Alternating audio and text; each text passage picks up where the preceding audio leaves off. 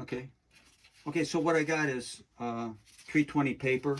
I took the knife, and knife maker is going to know better than I, but I took good care because I don't want to get cut. And I used a hot melt glue gun, which didn't heat up quick enough. So I didn't want my Jarrah to have to wait too long, so I used this to make it faster. This heat gun. It's a powerful heat gun. And so I melted the glue sticks right over it, then cleaned it off, and so I got it embedded in glue. These things here are like little tourniquets, and Jarrah was just telling me to buy him someplace, a store, some kind of health store or something. I forgot already. Medical supply center. Medical supply center or Brownells. I don't buy them at the pharmacy because they think they're selling me pharmaceuticals or something. They want to charge 3 or 4 times more than what I normally pay. Lowe's hardware store used to have them. Now they don't have them. Don't ask your doctor for it because I've been told that they think you're an addict or something. That's so bad things have gotten. And this has to be backed with a piece of oak. So we're going to start with 320 and see if that is big enough grit. The whole idea is I go from one grit to the other. I don't want to go back because then I have to start all over again. And I don't want to get like 180 or 220 grit in my 320 paper because that ruins it because they're going to have scratches. So I'm going to see what 320 paint or 320 grit will do. Now this has been softened. I put it in my wife's oven at for 450 degrees for, well, I think I left it in there for a whole day, and it just softened. So what I'm going to do is I don't want to round out this slot here because I may want to put a border around that. I don't want my tool slipping away because it got washed out or dished out, I should say. So I got to go in the same direction.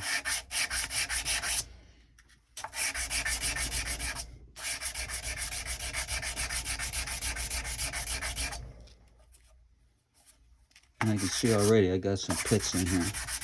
I think this was built in 1933. So the quality is going to be a lot higher than if it was built in 1944, right? Because they were running out of resources. The German army was running out of resources by then. So this is supposed to be a higher quality gun over there. The rifle's in back of me. And I'm not engraving the rifle, but I'm engraving this because I have a godson that collects daggers and stuff like that. So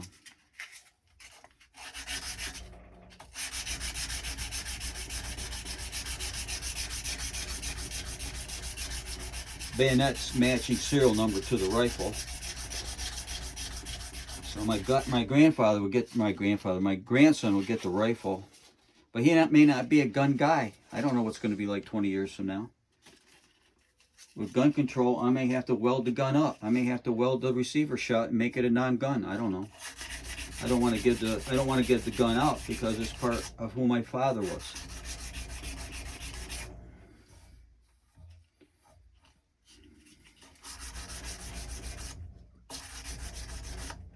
So there's a lot of emotion in guns.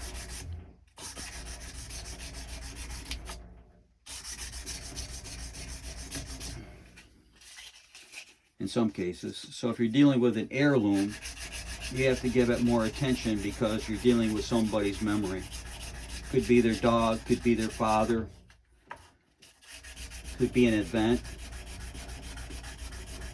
You don't want to send it out if it's not insured.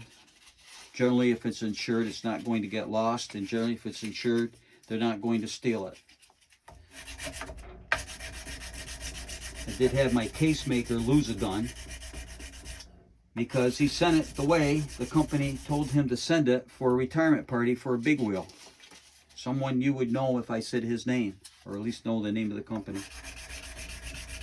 He told he can't insure it, he sent it through FedEx. you can send a long gun through the post office. Don't ever think about sending a handgun to the post office. It's a federal crime. And if the person you send it to or get it from, whatever, I mean, whoever's the guilty party, if you choose, it's your choice, the federal postal inspector will prosecute the poor guy because he's ignorant. Because he can't read the signs that say you can't send a handgun in when it's posted in the post office.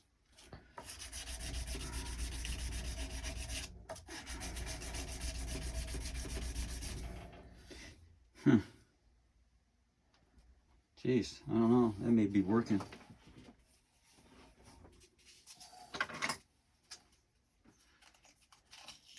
Normally I just look at my headset, but no. Oh, wow, that's got big pits in it.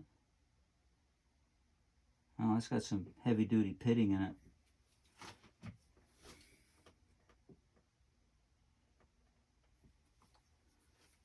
So we're going to keep this 320 separate and clean. And we're going to go to the 180.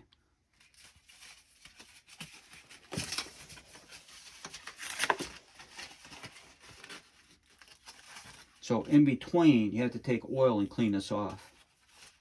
Otherwise, you're just going to be wasting your time. Here's 80. That's a little ridiculous. But maybe I'll do it anyway.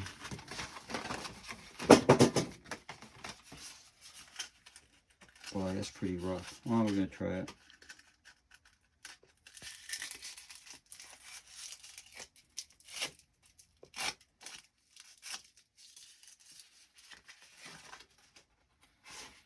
Well, what it's been, 70 years, something like that. Even though it was blued, rust happens.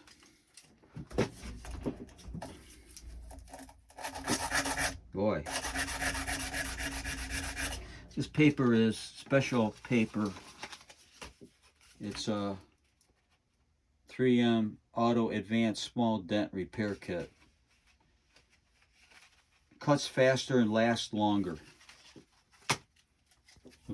Looks like it's cutting pretty fast. Well, it's definitely cutting pretty fast.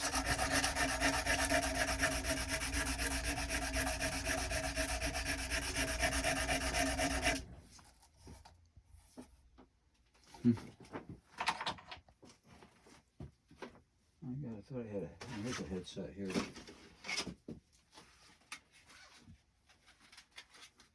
Oh, it's not working.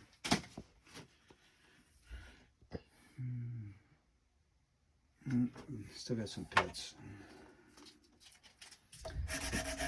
So I shut the camera off for now and we'll get back to it.